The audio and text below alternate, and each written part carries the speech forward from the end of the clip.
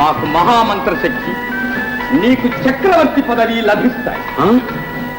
అలాగా? మరి యువకుడైన రాకుమారుడు ఎవడో లేడుగా? ఉన్నాడుగా, నీ అన్న కొడుకున్నాడుగా. లేడుగా? ఏ, వాణ్ణి చంపానని అనుకుంటున్నావు కదూ? అవునవును, కాదు, అవును. ఈ రహస్యం మీకెలా తెలుసు? మా శక్తి మీద, మా మాట మీద నమ్మకం లేదుగా. అయితే చూడు. కనకండి కాదు, కాపాలిక. ఏమే, ఆనాడు మీ ఇద్దరూ కలిసి ఆ రాసబిడ్డను మట్టు పెట్టామన్నారుగా. గుడ్డివాళ్ళు మీరు కానీ ఆ మహారాణి కాదు. ఆ పసివాడు పెద్దవాడై ఈనాడు మన మీదకే వస్తున్నాడు. నా మీదకే వస్తున్నాడా?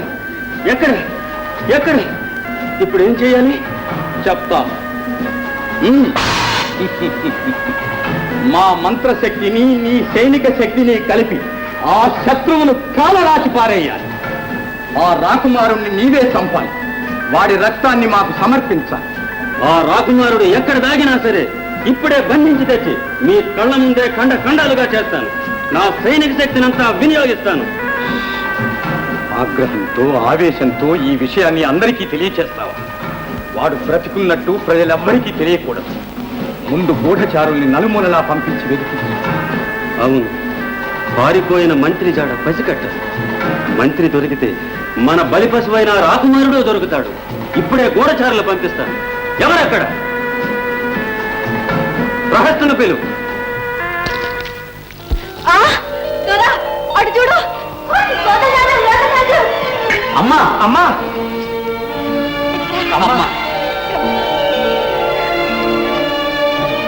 అమ్మా, మీరు కోరిన విధంగా నాగమణిని తెచ్చాను. ఈమె నాగరాజ కుమార్తె మణిమాల. అమ్మా, ఆమె పేదరాశి పెద్దమ్మ. అమ్మా, ఆమె మన విద్యాపతి ప్రియురాలు. ఏమండి, మన కొడుకులిద్దరూ కోడళ్లను కూడా తీసుకువచ్చారు. విక్రమ, మాతృమూర్తి అయిన మహారాణికి నాగమణి ప్రభావం వల్ల చూపు రాగానే నయనానందకరంగా కొడుకుని, కోడల్ని, మనుమణ్ణి కూడా చూపించగల మహద్భాగ్యం లభించింది. ఇక చూడు, అన్న రాజ్యాన్ని అపహరించి నా రెండవ ప్రతికందును తన ఖడ్గానికి ఎరచేసిన ఆ రుద్రసింహుణ్ణి వాడి రక్తంతోనే ఈ మానవరాజ్య మహామాత్యుని ఖడ్గం విందు చేసుకోబోతున్నది, వీరవిహారం చేయబోతున్నది. నేను మాళవ మహీపతి కుమారుణ్ణి, మీరు మా అమాత్య శేఖరులా? ఇన్నాళ్ళు ఇంతటి అగ్నిపర్వతాన్ని మీ గుండెల్లో ఎలా దాచుకున్నారు? నా కోసం మీ కన్న కుమారుణ్ణే బలి చేసుకున్నారా? అమ్మా, ఈ రుణం నేను ఎలా తీర్చుకునేదమ్మా, ఎలా తీర్చుకునేది?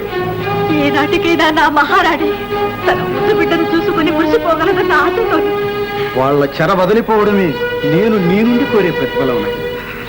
నా తల్లి అంధురాలై పడి ఉండగా, నా తండ్రి బంధితుడై పడరాని పాటలు పడుతూ ఉండగా, నేనిక్కడ వినోదంతో విలాసంగా బ్రతుకుతున్నాను. ముందు నా తల్లిదండ్రుల చెర విడిపించి ఆ రుద్రసింహుని భద్రకాళికి బలి చేస్తాను. అప్పుడు గానీ నా ఆత్మకు శాంతి ఉంది. అమ్మా, పదండి, కదలండి. నెమ్మదిగా నడువమ్మా. మిత్రమా, మణిమాల ప్రసవించబోతోంది. ఆ తరువాతనే బయలుదేరదాం. అవును నాయన.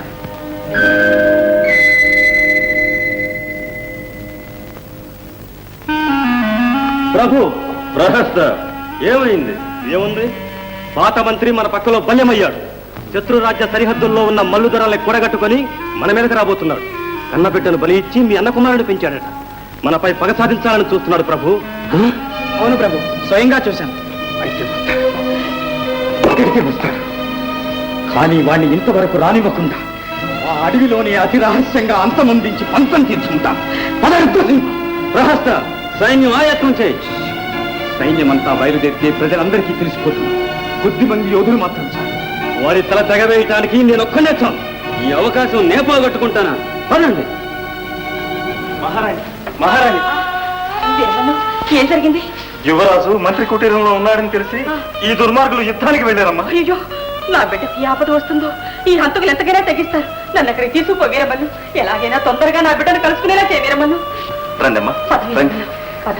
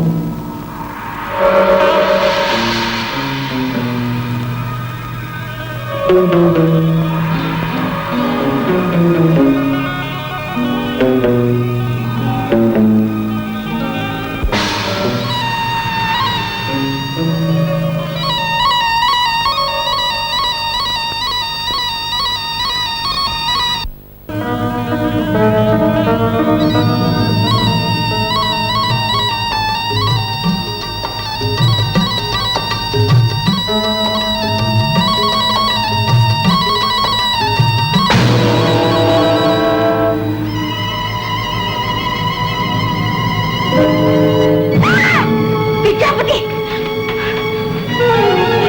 మణిమాల మిత్రమా మిత్రుడా వీరా మిత్రుడు మణిమాల ఏం జరిగింది? పరస్త్రీ మీద చేయి వేసిన పాపి ఆ? మిత్రమా, రొమ్ము మీద పాము విషాన్ని కక్కింది. ప్రమాదమని వెంటనే తుడిచాను, అంతే. పామ పామును చూస్తే నన్ను పిలవలేది? పిలవకూడదు కాబట్టి పిలవలేదు. పొంచి ఉండి పాము రాగానే ఖండించాను. కొంచెం పాము వస్తుందని నీకెలా తెలుసు? మిత్రమా, ఆ విషయాన్ని మాత్రం అడగద్దు. అయితే పామేది? మాయమైంది. అంతా కట్టు కదా, విన్నారా? విద్యాపతి, నీలో ఇంత నీచ బుద్ధి ఉందని కల్లో కూడా ఊహించలేదు. మిత్రమా, నా మాట నమ్ము. నన్ను అపార్థం చేసుకోవద్దు. పాము వస్తుందని ముందే తెలుసుట, కానీ చెప్పరాదుట. పాము మాయమైందిట. వంచకుడా. అమ్మా మణిమాల, అన్నదమ్ముల వంటి మా ఇద్దరి మధ్య అభిప్రాయ భేదాలు కల్పించవద్దమ్మా. ఛీ, నువ్వా వారి తమ్ముడివి. మణిమాల, నీ నాగజాతి కుటిల బుద్ధి పరుచుకున్నావు కాదు. మూర్ఖుడా, ఏమన్నావు? విక్రమ్, కొంచెం ఆలోచించుకుని మాట్లాడు. అయినా ఇది నీ పొరపాటు కాదు, మీ వంశ పారంపర్యంగా వస్తున్న తొందరపాటు. విద్యాపతి, ఆగండి. విద్య, చెప్పు, ఆ సర్పం వస్తుందని నీకు ఎలా తెలుసు? చెప్పు నాయనా, చెప్పు. అమ్మా, చెబుతానమ్మా, కానీ చెబితే నా శిరస్సు పగిలి మరణిస్తాననే శాపం ఉందమ్మా. బాబు చుట్టూ శాపం నెపంతో చేసిన నేరాన్ని కప్పిపుచ్చుకో చూస్తున్న కృతజ్ఞుడు. ఆడదాని మాటలు నమ్మి ఆత్మీయుణ్ణి శంకించేంత మూర్ఖులు అనుకోలేదు. ఏమన్నా? విక్రమ్, బాబు, ఆగండి.